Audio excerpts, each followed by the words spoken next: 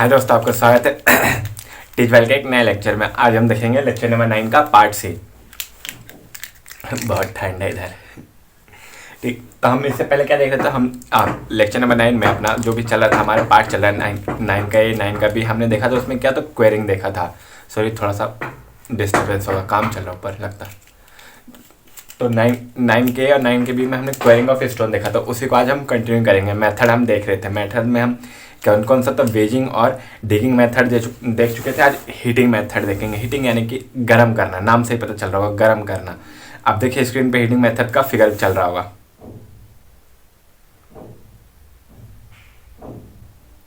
Figure में देखिए पत्थर के ऊपर कुछ लकड़ियाँ जलाया जा रहा है, मतलब पत्थर को गर्म किया जा रहा है। जैसे पत्थर के जो कण होंगे, मतलब लेयर बाय लेयर करके बना हुआ रहता है ना रॉक, तो वही एक दूसरे से लेयर वो सेपरेट होंगे, जिसके कारण पत्थर हमें आसानी से मिल जाएगा। ये सबसे आसान विधि होता है किसी भी क्वेरिंग करना पत्थर का। ठीक, ये हमारा तीसरा मेथड है। उसके बाद हम चौथा और पांचवा देखेंगे। और इससे पहले के जितने भी लेक्चर्स हम देखना चाहते हैं और कंटिन्यू में जो भी बिग्स ये सब का लेक्चर चल रहा है वो भी देखना चाहते हैं, तो हमारे प्लेलिस्ट पे जाइए। मतलब हमारे चैनल पे जो उपलब्ध प्लेलिस्ट है building construction and building material करके, उस पर जाइए, उस पर आप पूरा वीडियो देख सकते हैं। होप्स आप देख चुके होंगे। चलिए अब अपने लेक्चर स्टार्ट करते हैं।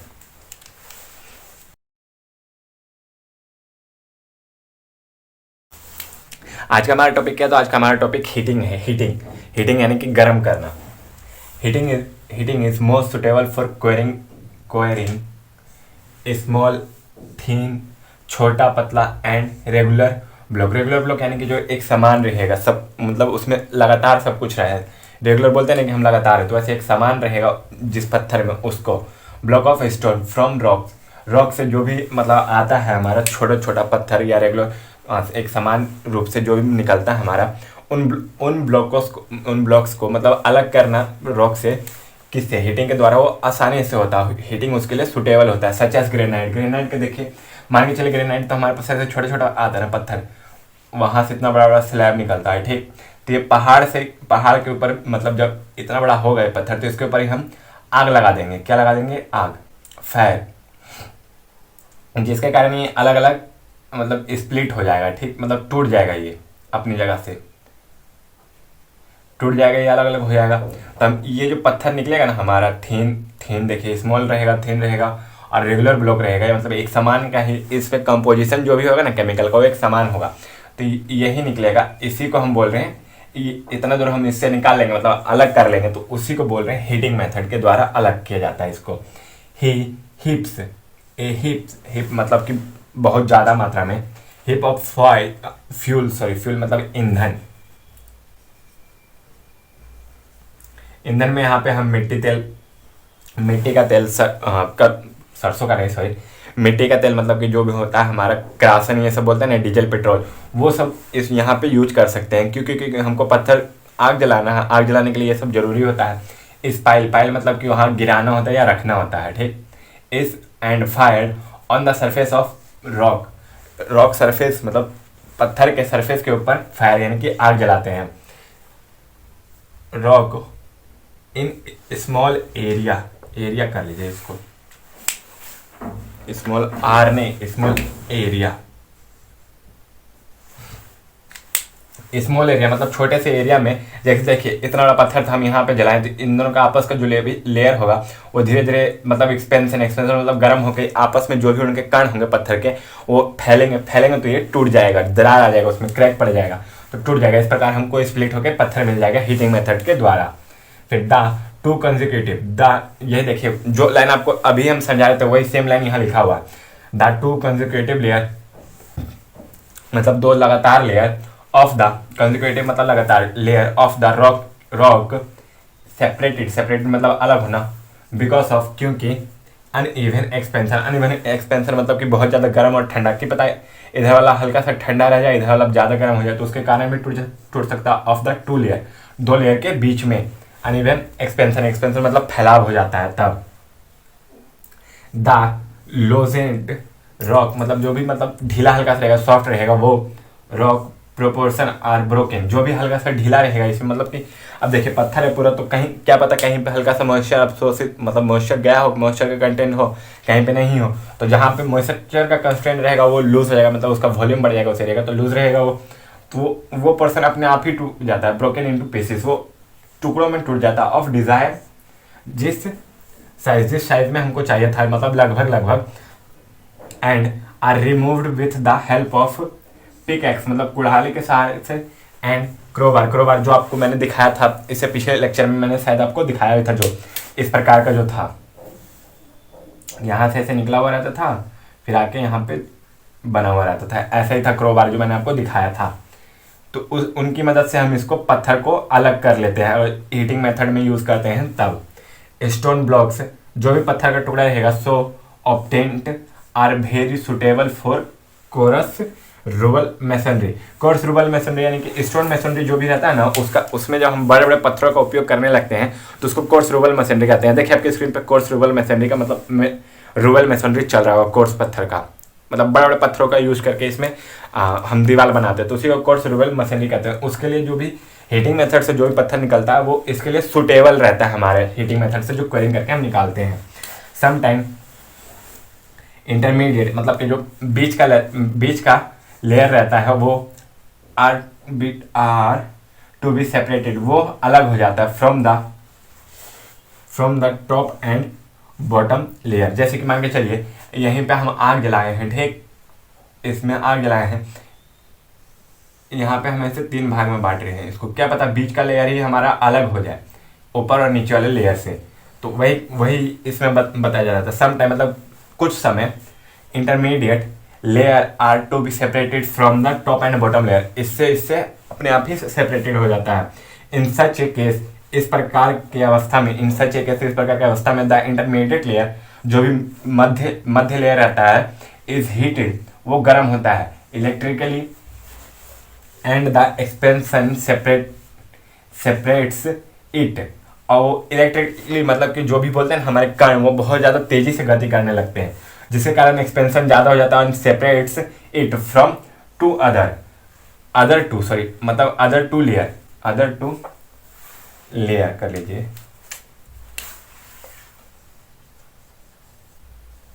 अदर टू लेयर्स, और दो लेयर्स इनको अलग कर देता है इस पत्थर को, अगर इंटरमीडिएट पे इलेक्ट्रिकली चार्ज होके एक्सपेंशन होने लगता है तब।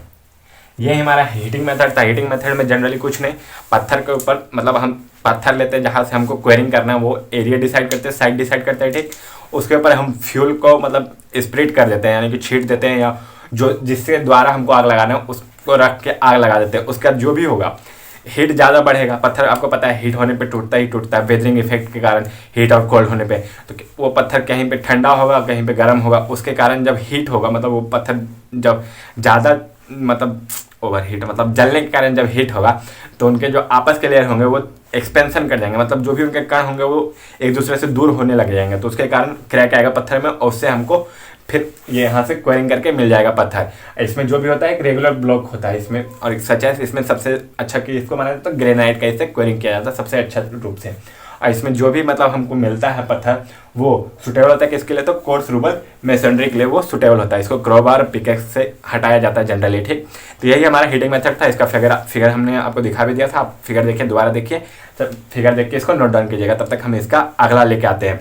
हीटिंग मेथड के बाद जो हमारा चैनल मशीन था उसका लेके आते हैं, ठीक। तब तक आप इसको नोट डाउन कीजिए। चले दोस्तों, हम क्वेरिंग का जो चौथा मेथड था वो देख लेते हैं, quarrying by the channeling machine. यहाँ देखिए quarrying by the channeling machine जो है यहाँ पे लिखा हुआ है, quarrying with channeling machine. Hope से आपको लगता है शायद नहीं दिख रहा होगा, देखिए परछाई की वजह से अब आपको पता चल रहा होगा। क्वेरिंग विथ चैनलिंग मशीन मतलब चैनल मशीन का द्वारा हेल्प से हम क्वेरिंग करते हैं अपना। देखिए आपके स्क्रीन पे चल रहा होगा ये चैनलिंग विथ क्वेरिंग मशीन वाला फिगर। चैनलिंग मशीन देखिए आपके इसमें फिगर में चल रहा होगा, जो हम आपको बार बार स्क्रो शो बता रहे थे, मतलब कि पेड़ को काटने वाला जैसे बता रहे थे, उसी प्रकार का है। बड़ा सा इसमें देखिए जो कटर है उसके ऊपर चैन सा लगा हुआ है, कुछ हल्का चैन सा लगा हुआ है। देखिए कितना बड़ा पत्थर के एरिया को एक बार में काट के हटा सकता है। अब सब देख लेंगे, चलिए तो स्टार्ट करते हैं हम।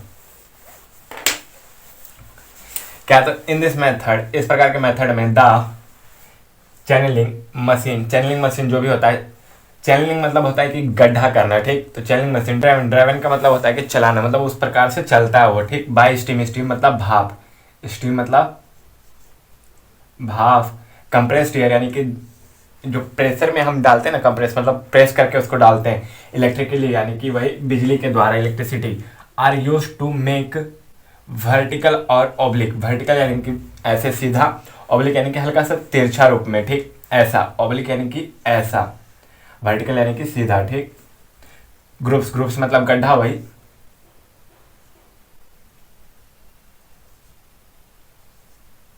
गड्ढा होता है, ठीक। इसका हिंदी ग आधा ड, गड्ढा। और चैनल्स मतलब गलियारा, मतलब समझते हैं ना आप, जैसे कि नाली आपने देखा होगा, अपने घर के अगल बगल गांव वाले नाली देखा होगा आपने कि एक ईंट इधर से एक ईंट इधर से लगा दिया, बीच से पानी बह रहा है, तो उसी को चैनल बोलते हैं, ठीक। तो ऐसा ही ये गड्ढा बना देता है, चैनल्स ऑन द रॉक के ऊपर, यानी कि पत्थर के ऊपर, जो भी हमारा पहाड़ है उसके ऊपर जहाँ से हमको निकालना है उसके ऊपर ऐसा गड्ढा बना देता है। कौन? तो चैनलिंग मशीन किसके द्वारा चलता है? तो चैनलिंग मशीन भाप के द्वारा, कंप्रेस्ड एयर के द्वारा या इलेक्ट्रिसिटी के द्वारा चलता है, और उसका यूज करके हम वर्टिकल और ऑब्लिक गड्ढा बना सकते हैं। दिस मशीन मेक रैपिडली यानी कि जल्दी, बहुत तेजी से या जल्दी, मेक द ग्रुप्स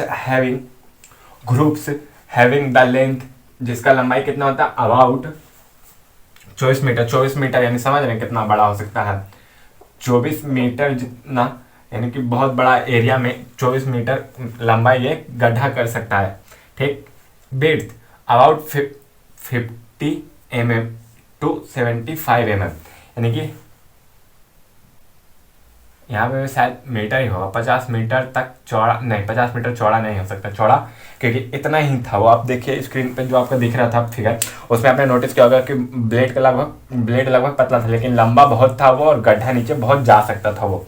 दूसरी प्रकार 50 mm से 75 mm, यानी कि 0.5 से लेकर 0.75 सेंटीमीटर तक का जो होता है एंड, यहाँ एंड है, sorry, and depth of about 2.4 to 3.7 centimetre, यानी कि 2.4 से लेकर 3.7 सेंटीमीटर तक ये गड्ढा कर सकता है, ठीक। गड्ढा कर सकता है किसमें? तो हमारे गहराई में। और इसका चौड़ाई कितना होगा? तो 50 से लेकर 75 mm तक। फिर इसका लंबाई कितना होगा? तो अबाउट 24 मीटर के लगभग लंबाई कर सकते हैं। कौन? तो चैनलिंग मशीन हमारे पत्थर के ऊपर इतना मतलब जो भी डाटा दिया गया उसके अनुसार ये गड्ढा कर सकता है। उससे ज़्यादा या कम हो सकता है, लेकिन इतना ही होता है लगभग, ठीक।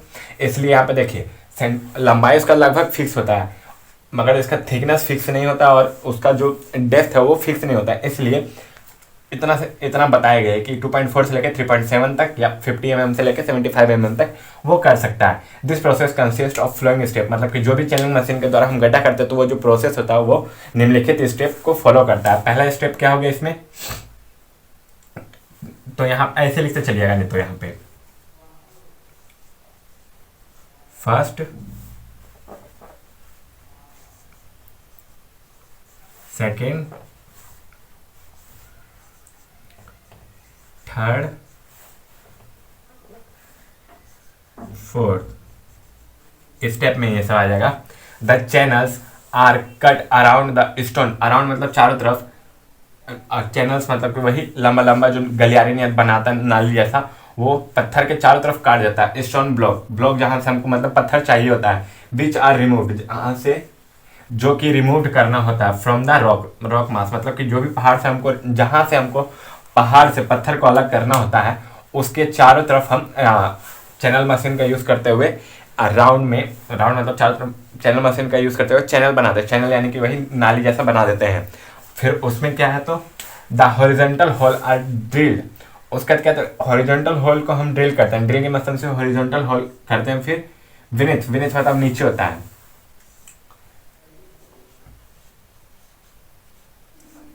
विनिथ द ब्लॉक एंड बेजिस वही जो छेनी हमारा था, वही ब्लॉक के नीचे हम क्या करते हैं? तो ड्रिल करते हैं। फिर बेजिस जो रहता है उसको डाल के ड्राइवन इनटू होल्स में डाल देते हैं। Then the block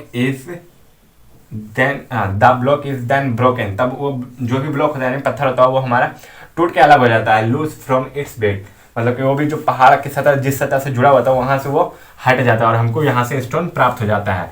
this process of separation of stone from the rock mass is almost invariable employed in case of limestone and marble and other soft stones।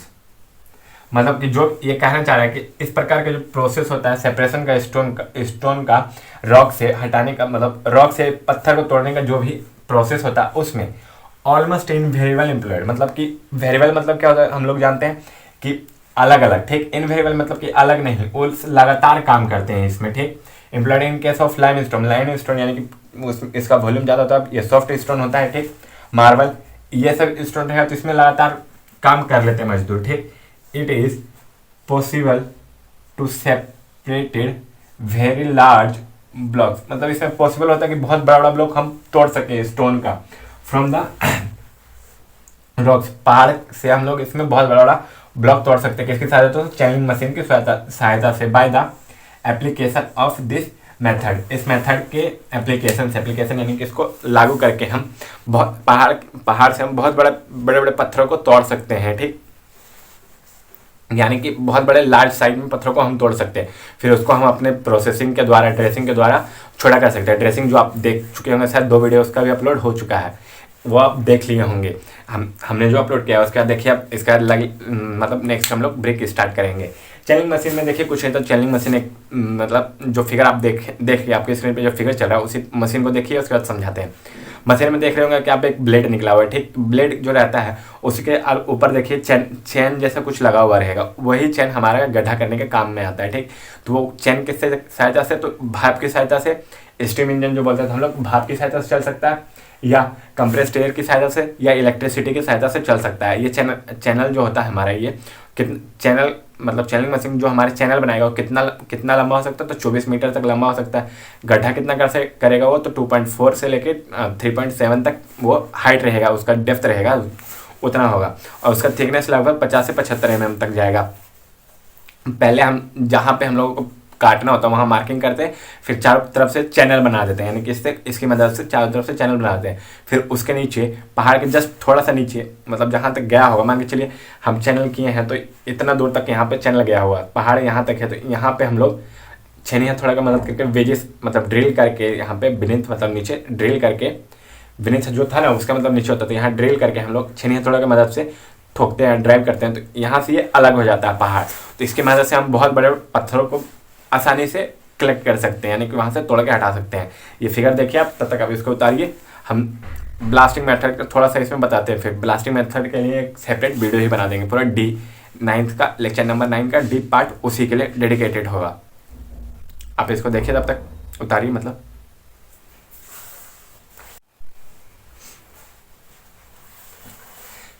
देखिए आपके स्क्रीन पे जो हम blasting अभी बोल रहे थे लेके आएंगे, वो यहाँ पे लिखने से फ़ायदा, आपके स्क्रीन पे देखिए उसका फिगर चल रहा होगा। देखिए इसमें क्या है, तो सबसे नीचे एक जगह आपको गन पाउडर दिख रहा होगा, उसके ऊपर क्ले दिख रहा होगा जिसके फ्यूज होगा, फिर थोड़ा सा ऊपर फ्यूज दिख रहा होगा, डायनामाइट जहाँ पे गन पाउडर था, तो वही ड्रिल करके पत्थर मतलब पहाड़ में ड्रिल करके ये सब भर के फ्यूज मतलब वो लगा के हम दूर जाके फिर ब्लास्ट करते हैं, जिससे हमको मतलब कि छोटे छोटे पीसेस में पत्थर हमको प्राप्त हो जाते हैं। और क्वेरिंग इस मेथड से बहुत बड़ा मतलब लार्ज अमाउंट में हम लोग पत्थर इस मेथड से प्राप्त कर सकते हैं। ये सबसे अलग मेथड है, थोड़ा सा खर्चीला भी होता है ये, ठीक। तो बड़ी बड़ी कंपनियां इसका जब ठेका लेती है ना तब करती हैं इसका, ठीक, जब अपने अंडर काम लेती हैं। तो होप्स आप फिगर देखे होंगे, थोड़ा सा समझ गए होंगे। हाँ, मतलब ब्लास्ट करने के लिए इसको ड्रिल कर देते हैं पहाड़ के अंदर, तो वही हो जाता है।